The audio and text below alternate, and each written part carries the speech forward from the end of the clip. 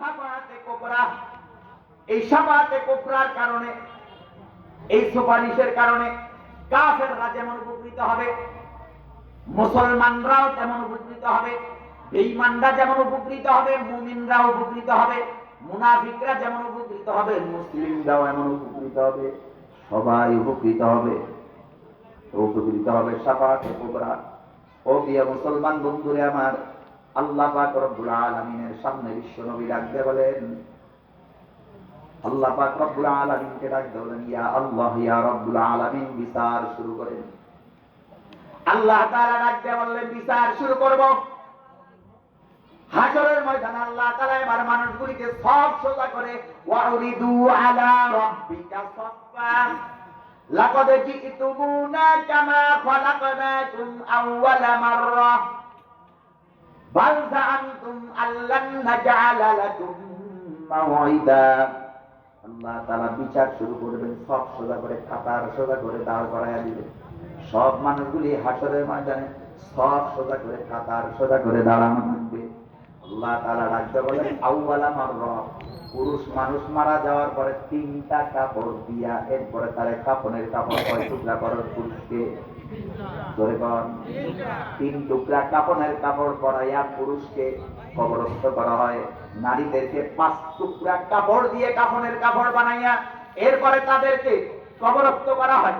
কিন্তু ওয়াইদাল কুবুরু বুযিরাত, কবর থেকে যখন আমি আল্লাহ তাআলা তোমাদেরকে দাঁড় করাবো, বের করব, পুরুষদের 3 টুকরার মধ্যে 1 টুকরা কাপড় সাথে করে দাঁড়াইতে পারবে না। মহিলারা 5 টুকরা কাপড়ের মধ্যে 1 টুকরা কাপড় সাথে করে দাঁড়াইতে তারা পারবে না। সম্পূর্ণ নগ্ন পায়ে, নগ্ন দেহে, খাতনাবিহীন অবস্থায় আমি আল্লাহ তাআলার সামনে সেদিন তোমরা দাঁড়ায়া যাবা। আম্মা জান আয়েশা সিদ্দিকা রাদিয়াল্লাহু তাআলা আনহা ডাকতে বলেন, ইয়া রাসূলুল্লাহ, ইয়া হাবিবাল্লাহ, হুজুর, হাশরের ময়দানে মানুষগুলি যখন, নারী পুরুষ সকলে মিলে যখন উলঙ্গ অবস্থায় দাঁড়াবে, একজনকে আরেকজনের লজ্জাস্থানের দিকে তাকাবে না। কি শরম! মহিলারা কি পুরুষের লজ্জাস্থানের দিকে তাকাবে না? পুরুষরা কি নারীদের লজ্জাস্থানের দিকে তাকাবে না? আল্লাহর হাবিব ডাকতে বলেন, আয়েশা রে, এমন একটা বিভীষিকাময় অবস্থার মধ্যে মানুষ সেদিন থাকবে, নিজের গায়ের মধ্যে কাপড় আছে কিনা এই হুঁশও মানুষের তখন আর থাকবে না। আমার নিজের গায়ের মধ্যে পোশাক আছে না নাই, এই চিন্তা, এই চেতনা, এই হুঁশ আমার তখন আর থাকবে না। ইয়াউমা ইয়াফিরুল মারউ মিন আখিহি ওয়া উম্মিহি ওয়া আবিহি ওয়া সাহিবাতিহি ওয়া বানিহি। একজন আরেকজনকে দেখে পলায় চলে যাবে। মা সন্তানকে দেখে পলায় চলে যাবে, সন্তান মাকে দেখে পলায় চলে যাবে। ও প্রিয় মুসলমান বন্ধুরে আমার, এমন একটা বিভীষিকাময় অবস্থার মধ্যে তাদের বিচার শুরু হবে।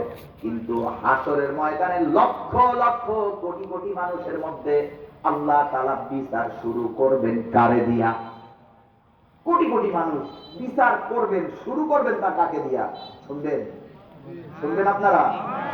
কাকে দিয়া বিচার শুরু হবে এটা আমি পরে বলবো ইনশাআল্লাহ। এর আগে আমার একটু দাবি দেওয়া আছে, আপনারা বুঝছেন নিশ্চয়? হ্যাঁ, অনেক কষ্ট হয়ে